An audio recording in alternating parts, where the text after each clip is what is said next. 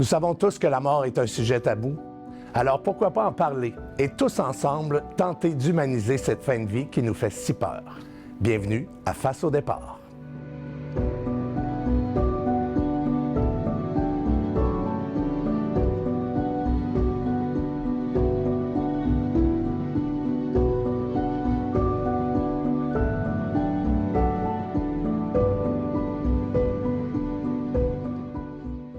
Bonjour à tous. Cette semaine, je reçois François Rainville, travailleur social à la maison Michel Sarrazin à Québec. Salut François. Salut Claude.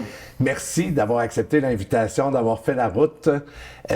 Avec plaisir. Vraiment, c'est un privilège de te recevoir parce que je te connais un peu, puis c'est vraiment un privilège. Je trouvais ça important, François, qu'on parle du rôle des travailleurs sociaux, pas juste dans la fin de vie, mais dans la trajectoire de soins. Oui. Puis tu sais, Claude, quand on s'est connus, t'es venu visiter la maison Michel Sarrazin. Écoute, oui, puis je suis sorti de là, la maison de Michel Sarrazin et le centre de jour. Voilà. Ouais. Parce que tu sais, à la maison Michel Sarrazin, on reçoit, oui, des gens en fin de vie, qui sont dans leur dernière semaine ou leur dernier jour de vie, mais on reçoit pas juste des gens en fin de vie à cause du centre de jour puis de la clinique ambulatoire. Ouais. Puis au centre de jour, qui on reçoit? Mais en fait, c'est pas compliqué. On reçoit des gens qui sont atteints d'un cancer incurable. Oui.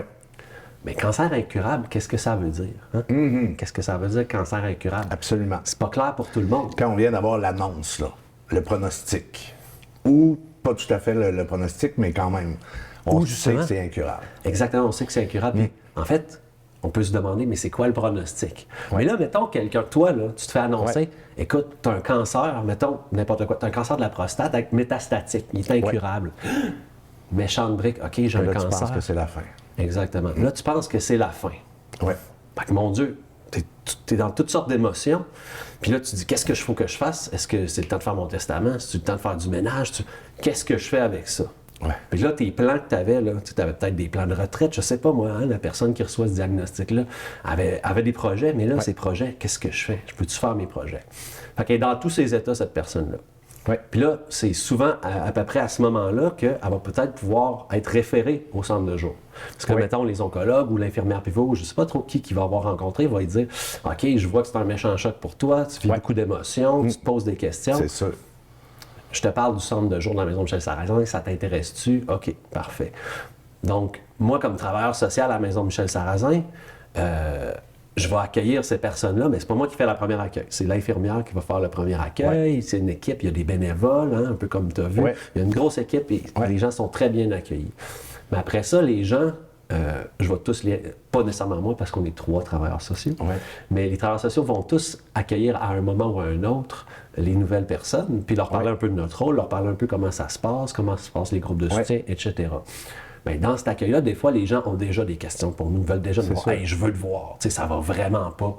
Puis là, il peut avoir. Oui, parce qu'ils pensent immédiatement que c'est la fin, là. Oh, oui. Leur vie est terminée, quand c'est pas le cas.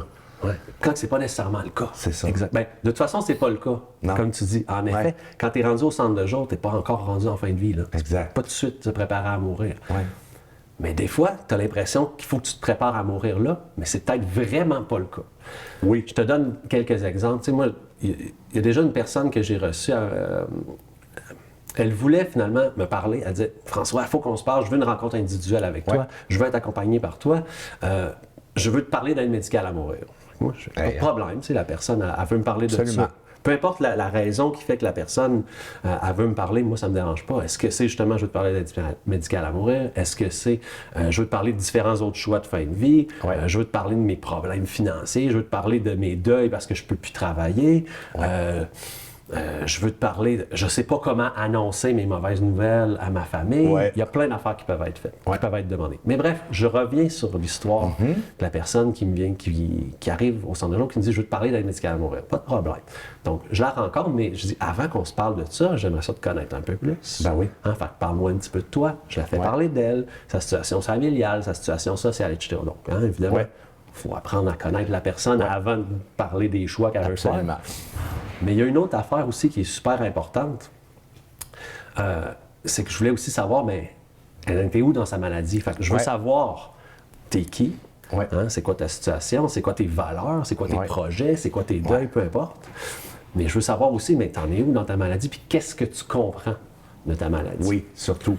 Parce que cette personne-là qui est arrivée et qui voulait me parler d'aide médicale à mourir, lorsque je l'ai reçu, moi, évidemment, je travaille en collaboration avec les infirmières du centre de jour, qui travaillent aussi en collaboration avec des médecins, etc. Donc, on travaille en collaboration, on est une équipe, en collaboration. Tout à fait. On est une équipe. Mais moi, j'ai besoin de savoir, pour pouvoir bien accompagner une personne, elle se situe où dans sa trajectoire de soins? Elle est rendue où? Elle est rendue où? Ouais. Le cancer, est-tu grave? Jusqu'à quel point il est grave, etc. Oui. Fait que la personne qui veut me parler d'aide médicale à mourir, moi, je serais trop prudent, je dis, attends un petit peu, avant qu'on se parle de ça, qu'est-ce que tu comprends de ta maladie? Qu'est-ce que tu comprends de tes options de traitement? Oui. Cette personne-là, maladie, c'est un cancer, puis il peut pas guérir, puis tu sais, moi, je veux rien savoir de la chimiothérapie, je veux l'aide médicale à mourir. Ouais. Mais attends une minute. Là, on est revenu en arrière, puis on a regardé, mais il se situe où le cancer? Hein? Il se situe où ton cancer? OK, mais il est parti d'un simple métastase osseuse, OK? Y a-t-il un organe vital d'atteint?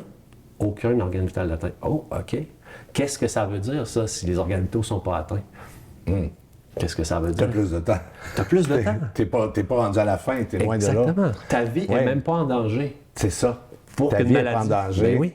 ta vie n'est pas finie. Non, pas du tout. Parce que pour qu'un cancer devienne mortel, n'importe quelle autre maladie, il faut qu'un organe vital soit atteint. Absolument. Quand nos organes vitaux fonctionnent bien, même si on a telle affaire, on n'est pas sur le bord de mourir. Ouais. Même chose pour un cancer. Donc, cette personne-là, finalement, une fois qu'elle comprend, OK, mes organes vitaux ne sont pas atteints, OK, première chose. Tu me dis que tu ne veux pas de la chimiothérapie, ça te fait peur, etc. Je ne veux pas t'obliger à prendre de la chimiothérapie, je ne veux pas te convaincre. Ouais. Mais c'est quoi tes options? T'en as-tu parlé au médecin de tes options? Ou tu as juste dit, moi, je veux pas de traitement, je veux pas de chimio, laissez-moi tranquille. Ouais. Parce que c'est ça qu'elle avait fait. Ouais. Mais t'as-tu parlé des autres options? Y a-tu de l'immunothérapie? Y a-tu de la thérapie ciblée? Y a-tu de la radiothérapie? Y a-tu de la médecine nucléaire? Il y a de plus en plus d'options de traitement. Ouais. Puis même à ça, la chimiothérapie qui te fait peur. Pourquoi ça te fait peur, la chimiothérapie? Ah ouais. C'est parce que, ben oui, c'était peurant de la chimiothérapie. C'est ça. Effets secondaires, maux de cœur, perte de cheveux, fatigue, ta vie, tu passes ton temps dans les hôpitaux. C'est sûr que c'est pas le fun. Ouais. Mais qu'est-ce qui dit que la chimiothérapie qu'on va te proposer, ça va être intraveineux? Puis tu vas passer ton temps dans les hôpitaux. Oui, il y a d'autres options. Qu'est-ce qui dit que c'est pas une chimiothérapie orale? Ouais. C'est-à-dire que tu vas prendre une pilule à chaque jour, tu n'auras quasiment pas d'effet secondaire, tu vas pouvoir continuer ta vie. Ouais. Qu'est-ce qui dit que tu vas être obligé d'arrêter de travailler à cause de la chimiothérapie? Surtout si c'est une chimiothérapie orale. Mais oui, puis on s'entend que quelqu'un qui reçoit ça, Voilà.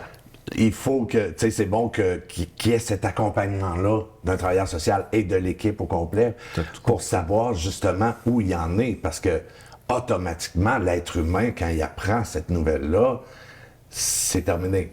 C'est terminé. Il ne voit Ma pas vie est aucune finie. option.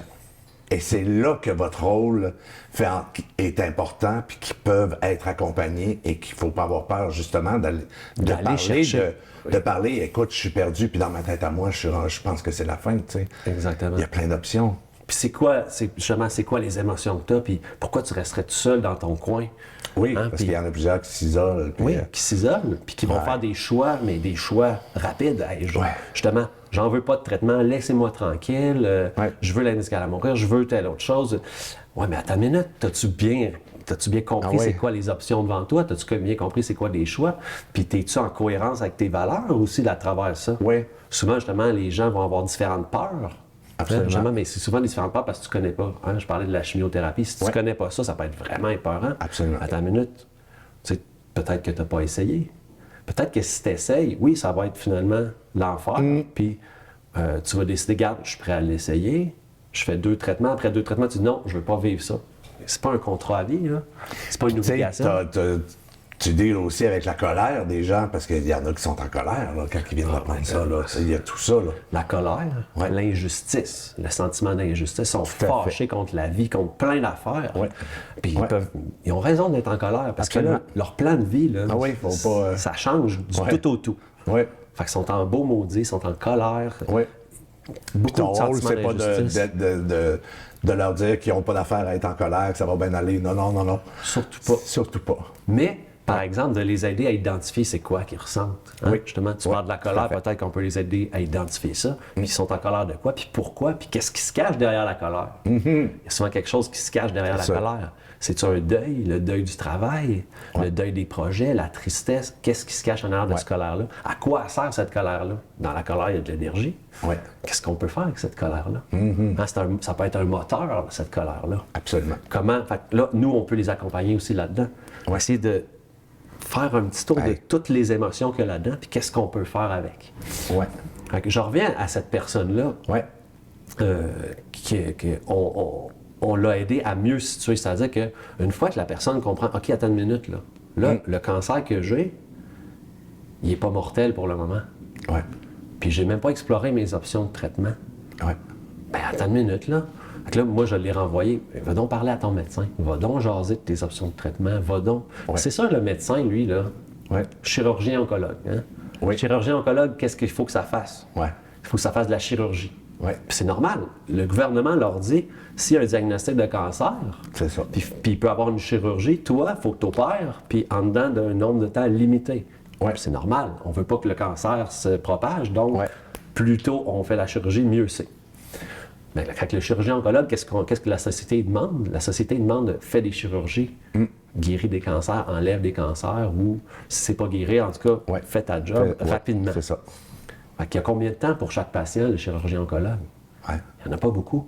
On lui demande de faire de la chirurgie. Donc, il va faire sa clinique un peu le matin, un peu le soir, parce que le reste du temps, il est au bloc. C'est ça. De là que l'équipe est importante. Puis les travailleurs sociaux, que ce soit dans les hôpitaux, moi, je suis en soins palliatifs à la maison Michel Sarrazin, je suis au centre de jour, tout ça, fait que je peux accompagner, mais des fois, ces gens-là vont avoir été accompagnés aussi par les travailleurs sociaux. Par exemple, au centre hospitalier, qui travaillent en équipe avec les chirurgiens oncologues, qui travaillent en équipe avec les infirmières. Le rôle va être semblable aussi. Donc, il faut s'assurer que les gens sont bien situés, puis après ça, on peut les accompagner dans leur choix de traitement ou non, dans la communication avec leurs proches. Justement, communication avec les proches. Tu sais, cette personne-là, en gros, elle voulait parler d'aide médicale à mourir, puis elle était en train de faire le ménage de son appartement. Ah oui, ben oui. Elle était en train de donner tous ses meubles-là. Parce qu'elle, dans sa tête, sa vie était finie. J'ai un cancer incurable, ma vie est terminée. Je ferme les livres, là. Fait que je donne... qui veut ma TV? Qui veut tes affaires? Qui veut mes affaires? Là?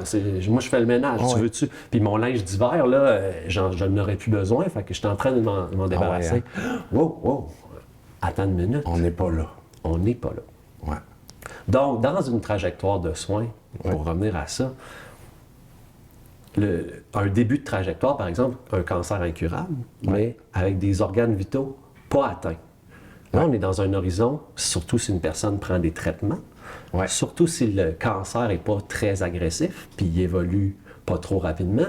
On est dans un horizon en années. Moi, avant de travailler à Sarrazin, je travaillais à l'hôpital du Saint-Sacrement avec une clientèle des femmes atteintes de cancer du sein. J'en ai connu qui ont vécu 15, 20, 25 ans avec un cancer métastatique. 15, 20, 25 ans. Donc, c'est pas un saut de ta vie est terminé puis tu te prépares à mourir nécessairement. Puis, encore aujourd'hui, les traitements sont en train de s'améliorer. Il y a des nouveaux traitements, il y a des protocoles de recherche. Donc, on s'en va dans une... Qui améliore la qualité de vie aussi. T'sais. Absolument. Puis, on s'en va dans une ère où est-ce que de plus en plus, les cancers vont devenir des maladies chroniques. Fait qu'il faut comprendre, est-ce que moi, mon cancer, quand j'en ai un, je suis dans une maladie chronique ou... J'ai un mauvais cancer, excusez-le, mais j'ai un cancer qui malheureusement évolue très vite. Des fois, il y en a des cancers très agressifs qui évoluent vite.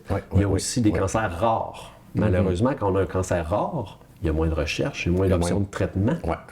Fait que là, dans ce temps-là, ça peut aller plus vite. Puis là, on les connaît, les fameux diagnostics de cancer pas bon, cancer du pancréas. Quand on entend ça, on le sait que c'est pas bien bon. Quoique, au centre de jour, il y a des gens, des fois, qui ont des cancers du pancréas. Quelqu'un que j'ai connu au centre de jour, cancer du pancréas, ça faisait 6 ans qu'il l'avait. Est-ce que ça veut dire qu'on meurt dans la prochaine année? Non. Pas nécessairement. Puis là, tu sais, à quelque part, il y a aussi l'accompagnement des proches, comme tu disais, parce que la personne, elle doit l'annoncer si elle a des enfants, si elle a on n'annonce pas ça, comment on l'annonce à des enfants ou comment on l'annonce à ses proches, à ses parents, tout ça. C'est conjoint. Tu t'accompagnes aussi le patient, justement, pour l'aider à comment discuter de ça avec les proches. Parce que tu as compris que justement, souvent, une demande qu'on a les travailleurs sociaux, c'est que je dis à mes proches. Ouais. Puis quand on est un jeune adulte, par exemple, au centre de jour, on en accompagne des jeunes adultes. Quand on est un jeune adulte, comme tu dis, qu'on a des enfants, qu'on a des parents, qu'on a des frères et sœurs, et je leur dis quoi, je fais quoi, comment je dis ça. Puis souvent, c'est pas, évidemment, les enfants, les petits-enfants, hein, parce que c'est eux autres qu'on veut protéger. C'est eux autres qu'on veut être sûr qu'on ne veut pas faire de choses qui pourraient les mettre en danger. On veut vraiment être ça coche, hein, en bon québécois, avec les enfants. Non, mais qu'est-ce que je dis? Mais avant de savoir qu'est-ce que tu dis, c'est important de te situer, d'être capable de dire, OK, il est où mon cancer? Il faut savoir qu'est-ce qu'on sait. Parce qu'avec des enfants, avec des parents, avec des conjoints, mais avec tout le monde, quand on annonce, il faut dire qu'est-ce qu'il y en est. Il faut dire la vérité, il faut dire qu'est-ce qu'on sait. Mettons cette femme-là, qu'est-ce qu'elle savait? Le cancer, il est parti des seins, il est rendu dans les os, métastases osseuses. Puis, on a des options de traitement. Donc, et si elle va voir son médecin, elle va savoir qu'elle a peut-être 5-6 options de traitement, plus peut-être des protocoles de recherche. Fait qu'elle, ce qu'elle sait, évidemment, une fois ce qu'elle sait, c'est, OK, elle a une maladie chronique. Ses organes vitaux ne sont pas atteints. Donc, sa vie n'est pas en danger. Hein, sa vie n'est pas en danger présentement. Puis si elle prend des traitements, elle en a pour des années encore. Donc, qu'est-ce qu'elle sait? Elle sait que pour les prochaines années, elle va recevoir des traitements. Pour les prochaines années, elle va continuer d'avoir cette maladie-là, mais ça va être une maladie chronique. Donc, en recevant ces traitements, ce qu'elle sait, c'est, bon, elle va avoir par exemple plus de fatigue. Est-ce qu'elle va pouvoir continuer à travailler? C'est une bonne question. Peut-être que non. Éventuellement, elle va le savoir. Hein, avec les traitements, avec la fatigue, avec les effets secondaires, elle va le savoir. Est-ce que je peux continuer ou pas à travailler? Est-ce que je peux continuer ou pas à aller marcher en forêt, faire du ski alpin? Bon, toutes ces affaires-là. Mais bref, il faut qu'elle soit capable de se situer. Pour être capable de l'annoncer à son enfant. Sinon, elle va annoncer à son enfant que c'est la fin. Si elle pense que c'est la fin. Et là, l'enfant... Puis c'est là que ça peut devenir problématique. C'est là qu'on peut créer des problèmes plus que l'autre chose. Parce que là, l'enfant, il pense à tous les jours que sa mère va mourir. Puis... Exactement. Parce que là, on se met dans la tête d'un enfant, mettons, là, je dis 7 ans, 8 ans. Hein? On se met dans la tête de cet enfant-là. Mettons que notre parent nous dit « Ah, ma vie est terminée, hein, j'ai un cancer et je vais en mourir. » OK? Si le parent annonce à ce moment-là, hein, quand il est dans une phase chronique, hein? Pas quand il est dans la phase chronique. S'il annonce à son enfant, écoute, maman va mourir du cancer. Qu'est-ce que lui, il inscrit dans sa tête d'enfant? Il inscrit, maman va bientôt mourir du cancer. Fait qu'il se lève le matin en se demandant, c'est-tu aujourd'hui que maman va mourir? Il se couche chaque soir en se demandant, maman, vas-tu mourir demain? T'imagines l'anxiété. Puis voilà. L'anxiété, la peur constante. Fait que cet enfant-là qui se fait dire ça, il va vivre dans la peur constante que son parent va mourir bientôt. Si on lui dit « je vais mourir de ce cancer-là », même si on lui dit « je vais mourir éventuellement de ce cancer-là », parce que c'est pas que c'est pas la vérité, mais on n'est pas du tout rendu là quand on est en phase chronique. Surtout si c'est notre première option de traitement. Hein? Je disais tantôt, il y a peut-être 5, 6, 7 options de traitement. Quand on est en première ligne de traitement contre le cancer, là, on est au début de la trajectoire. Il y a des années et des années devant. Donc, cet enfant-là qui a 7-8 ans, qu'on y annonce ça, si on a un cancer qui évolue quand même lentement puis que les traitements fonctionnent, ben on veut vivre 15, 20, 25 ans. On va les voir ces 18 ans. On va le voir, peut-être avoir des enfants. On va peut-être connaître nos petits-enfants. Donc, si ça fonctionne bien, de là l'importance de vraiment savoir où on en est. Tu as tout compris. Pour vraiment pas créer d'anxiété généralisée dans la famille puis dans les proches, puis de vraiment dire les vraies choses, de savoir où tu es rendu pour être capable de dire les vraies affaires, sans mensonge, la vérité, mais sans grossir ça. Parce que c'est facile de grossir ça. Sans grossir ça, puis sans diminuer non plus. Fait qu'il faut vraiment se situer. Mais où est-ce que j'en suis pour vrai? C'est quoi mes vraies options de traitement? Parce que, mettons, la femme, mettons qu'elle aurait un cancer du pancréas. Donc, on prend l'autre bord.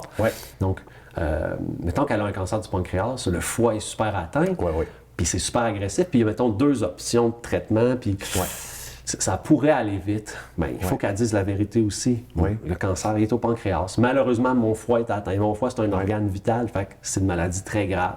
Là, avec les traitements, on va essayer de ralentir tout ça pour me donner du temps, mais on ne s'attend pas à ce que j'en aie pour des années.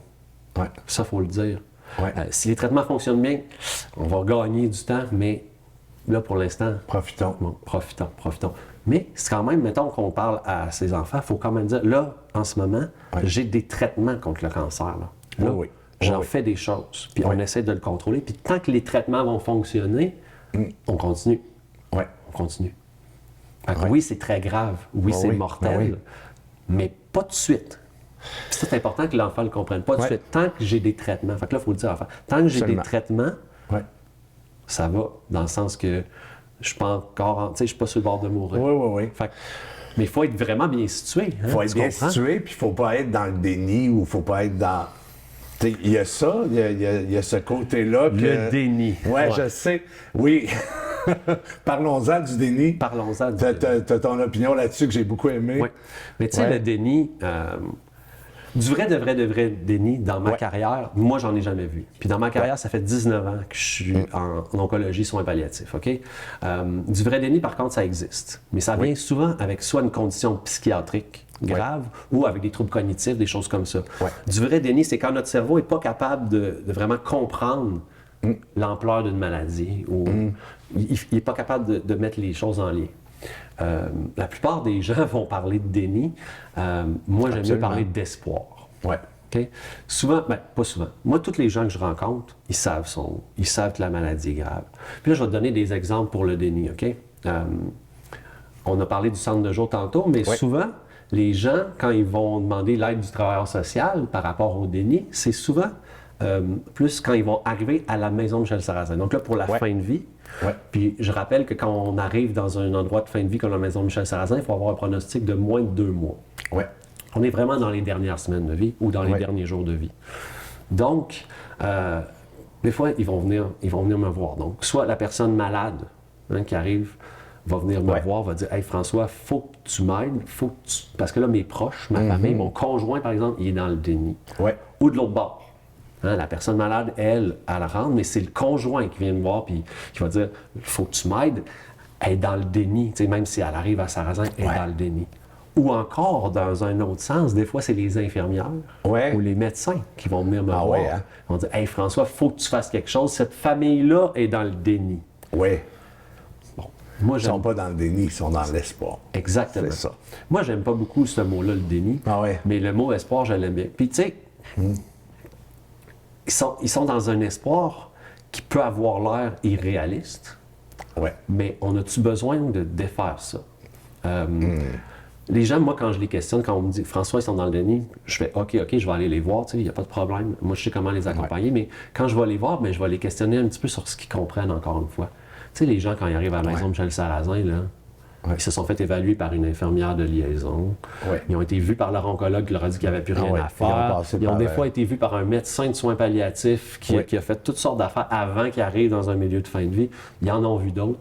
Ils sont au courant que c'est le dernier endroit. Ils savent que c'est la fin. Mais ils ont quand même de l'espoir pareil. Absolument. Ils ont quand même de l'espoir. Ils ont de l'espoir jusqu'à la fin. Tu sais, puis on revient avec une situation, mettons une femme qui avait un cancer du sein métastatique, qui a commencé avec des métastases aux os, puis qui a eu ces 6-7 traitements différents, lignes de traitement différents. Mais à chaque fois qu'elle prenait une ligne, qu'est-ce qu'elle espérait? Toi, mettons Claude, là, tu te fais donner un traitement de chimiothérapie. Est-ce que tu espères qu'il va fonctionner ou qu'il ne marchera pas? Ben oui, que ça fonctionne, c'est sûr. Bon. C'est sûr. À chaque fois... J'ai plein d'espoir. Exactement. Personne ne va prendre un traitement, puis pas juste la chimio, les autres types de traitements aussi.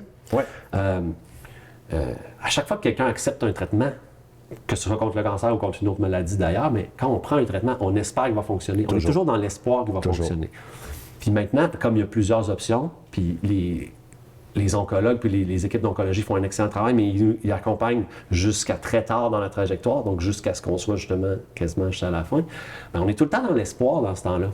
Parce que là, premier traitement, quand il ne fonctionne plus, bon, je suis déçu, mais je suis dans l'espoir parce que, il y a une autre option. Parfait, on revient dans l'espoir. Donc, une femme, justement, bon, tranquillement, malheureusement, son cancer va avoir évolué avec les années, mais comme je disais tantôt, elle a peut-être vécu 15, 20, 25 ans. Absolument. Dans l'espoir.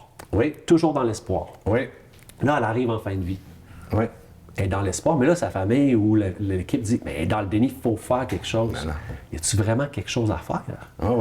moi, je vais-tu être celui qui va briser l'espoir de cette personne-là? Ah non. Non. Mais la personne, son espoir n'est pas folle. Son espoir a changé. Mais si elle a été dans l'espoir pendant 25 ans, puis c'était son mécanisme d'adaptation, hein? Cette personne-là, son mécanisme d'adaptation, c'était d'être dans l'espoir, de toujours espérer le mieux. Ouais. Puis ça a fonctionné pendant 20-25 ans ou pendant 2 ans, hein, dépendamment de la trajectoire de soins, ou pendant 1 an, ou pendant 4 mois. Ouais. Mais si son mécanisme, c'était l'espoir, puis ça fonctionnait, bien, ça se peut que cette personne-là, si elle a vécu dans l'espoir toute sa vie, ça se peut-tu qu'elle meure dans l'espoir? Absolument. Fait que moi, j'ai déjà, comme travailleur social, de faire le tour de ça, d'accompagner les proches. Ouais.